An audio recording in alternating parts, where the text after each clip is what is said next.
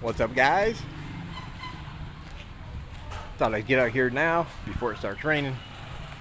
As I look at the sky for you. I have some new information about the $3,000 deposit required when you first come into Cambodia as a foreigner. And this is the way it works. Now, this is the information I have as of right now. Since Cambodia, things change frequently.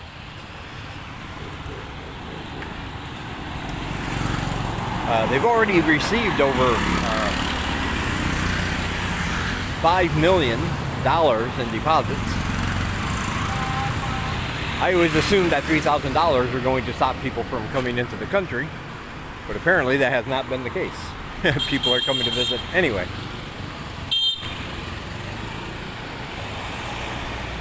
To the tune of $5 million. But they're also getting most of that money back, the majority of them, because here is the way it works. When you first arrive at the airport, you go through immigration. You have to show them, of course, your health certificate, your proof of $50,000 worth of insurance, and all the other stuff you typically need. Once you do that, you'll be taken to one of their quarantine hotels, which you will have to pay for. Or actually, let me back up. Also at the airport, they will have an option of 3 different banking terminals that you can use to make your deposit, either in cash or with a credit card. And you will receive like a blue card-like thing with all your information on it. You'll need to hang on to that. Then you'll be taken to a quarantine hotel. And if you test negative, you'll receive a refund of all the money that wasn't used within 5 days. At first,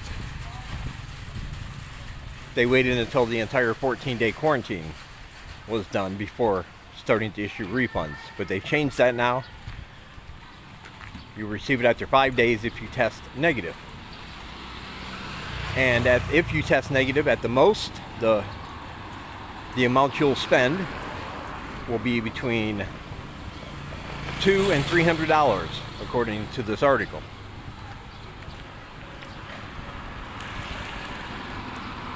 So it's good to know, first of all, that really this hasn't really stopped tourism from completely shutting down, which is good news for the country. And second, people are getting refunds. They're posting online about their results and what you have to go through. Of course, the wait time at the airport to receive your entry and everything is a little longer because of all the extra steps.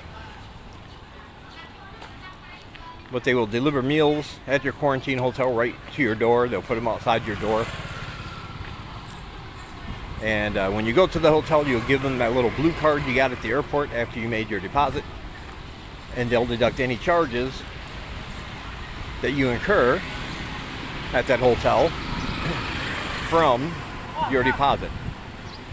Which is why, if you test negative, only $200 or $300 for the time you're in there. And then you are free to move about the country.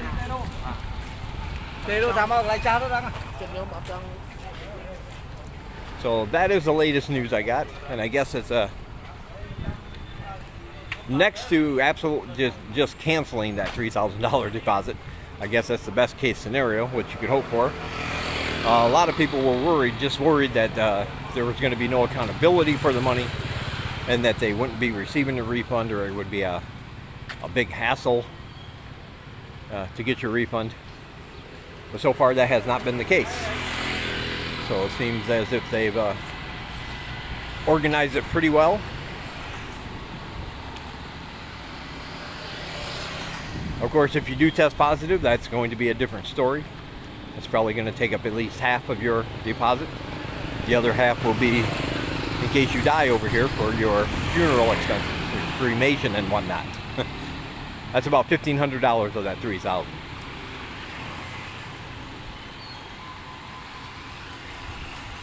I know that's still a lot. I'm not trying to say, well, now everybody should be able to just jump on a plane and come over here. I realize it's still a lot of money to have in the first place. But the fact that they let you use a credit card if you want to do it that way, and the fact that you'll only be out, you know, $200 or $300 in the end if you test negative, that might be more of an incentive for some people. Not everybody, of course. But that's all right.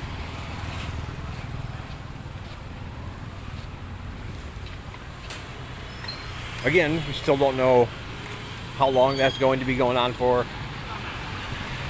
I'm guessing it's going to be a while because nobody knows for sure when this whole virus thing is going to be over with, or at least contained enough to open up a worldwide unrestricted travel again.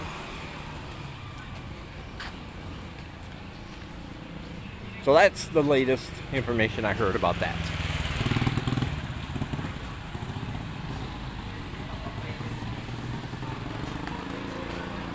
Also, Jeremy and Claire mentioned this in their video on the channel For Real, which is in a link down below. But the schools are talking about reopening again. As far as I know, there's still no officially set time frame, but they plan on opening them again.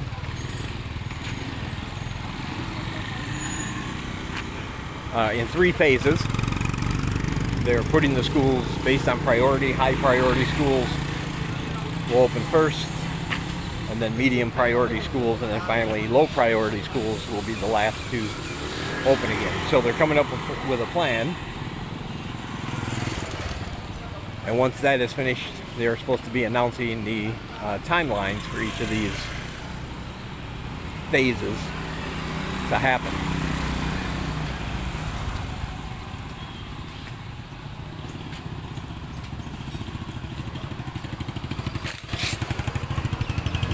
All in all, slowly but surely starting to come back together.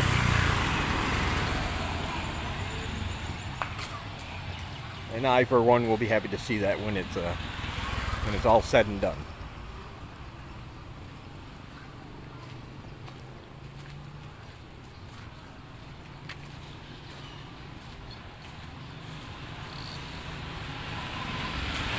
I don't think I've been up this street. Mini Mart. Mini Mart.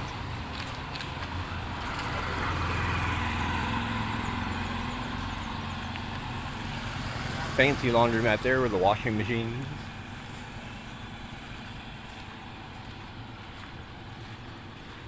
A lot of them, if not most of them, still wash by hand, then hang out to dry for you. But you are seeing a few pop up that actually use washing machines.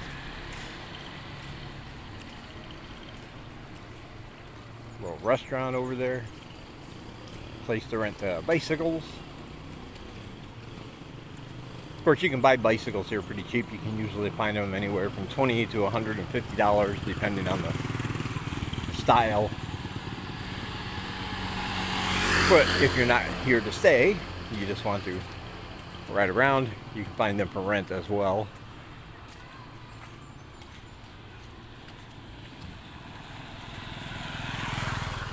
Speaking of Jeremy and Claire, they took us out to eat to the old Beijing dumpling house. And that was really, really good.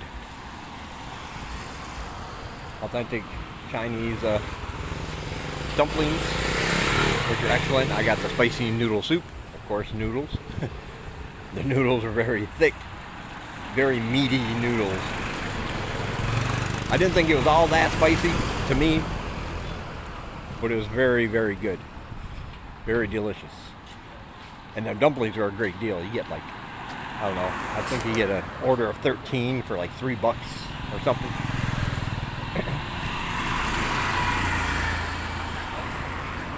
They are delicious. Definitely recommend it if you ever get down that way. It's on the same road as Bugs Cafe. Should be able to find it on Google Maps.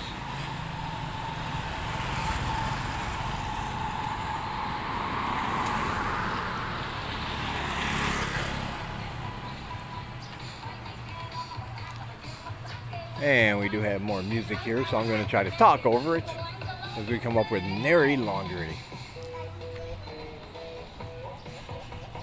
And get by it quickly.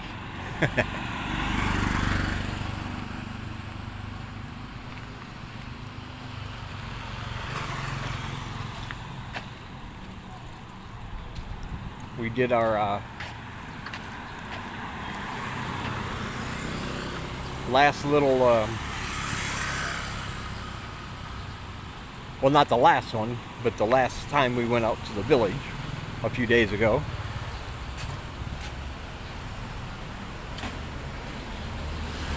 We talked to I believe he's the commune chief out there. Well, Senglai talked and interpreted it for me the best that she could.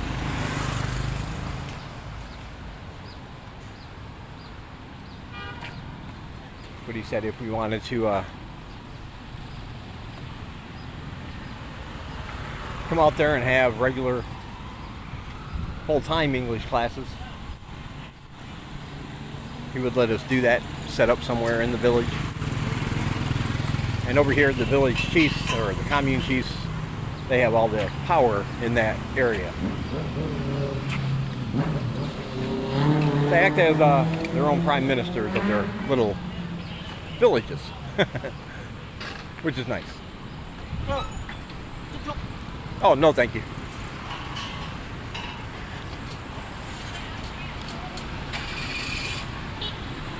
So we're going to see about that. I still got to figure out. The issue with that is simply that the tuk-tuk's out there because it's a ways away. The tuk-tuk ride there and back would probably be, you know, too much to do that every day. And I'm still starting up back at Watbo really soon. I'm excited for that.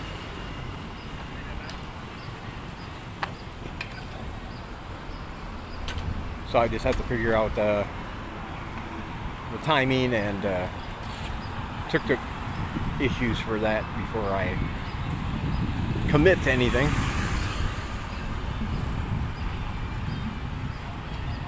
But I do like going out there. It's nice to see everybody running up. They recognize us now. They know what we're there for.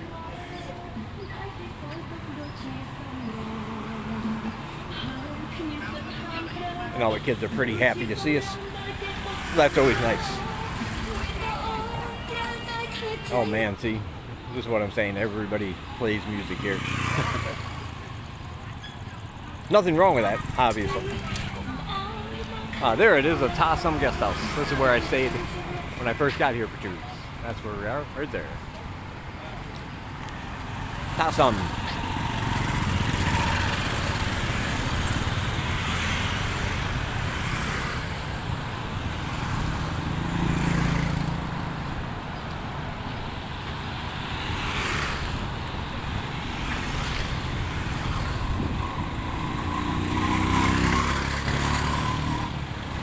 Somebody asked me what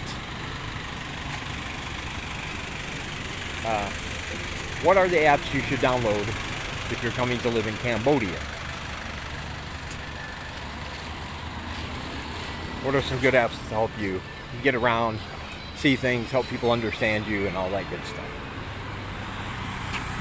So stay tuned because I am going to put together a list of the apps I use, apps I have found that have helped me manage to survive here for the last 2.5 years. I can think of 3 right off the top of my head, but I want to be sure I get all the information on all of them and get all the links together before I make that video. So I will include that in my next one.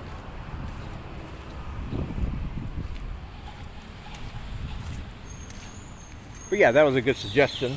So thank you. You know who you are. I don't think I've ever mentioned anything like that before.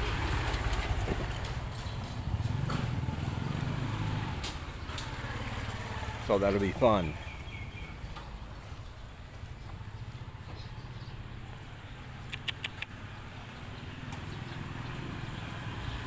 Couple of old alley dogs.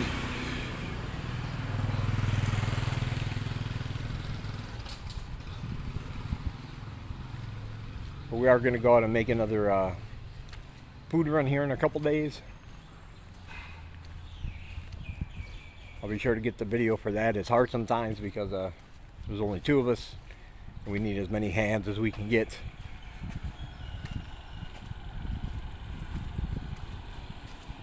But we'll work it out, don't worry.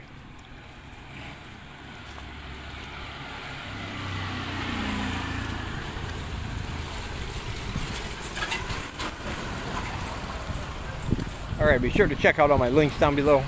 I have links to my PayPal, Patreon, and buymeacoffee.com/DDC if you want to donate. You can help us in our quest to feed and educate as many people as possible with no charge to them whatsoever.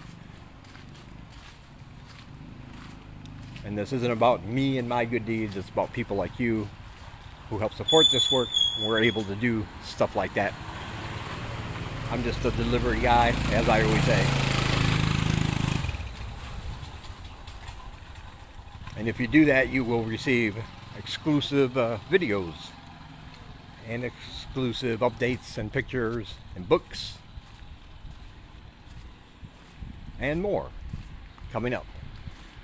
As soon as we hit 10 on my Patreon, I'm going to start doing some exclusive live streams there.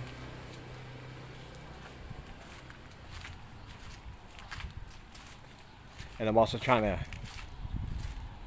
find a platform, find a way to invite everybody who has already supported me a way to get in on a special live stream that won't be made public. So I'll let you know how that goes shortly, if I can. I'm not sure yet. Still trying to figure that out. Also down below are links to other channels that are vlogging in Cambodia, very good channels. You might want to check out and take a look at. And links to all my books are down below, as well as all my social media. If you want to follow me on there, that would be awesome. And of course, as always, I want to thank all my supporters. You are making good things happen. And I always say it, and I always mean it. I appreciate each and every one of you, so thank you. So be sure to donate today, get your name on that list. All right. I will talk to you guys in the next one.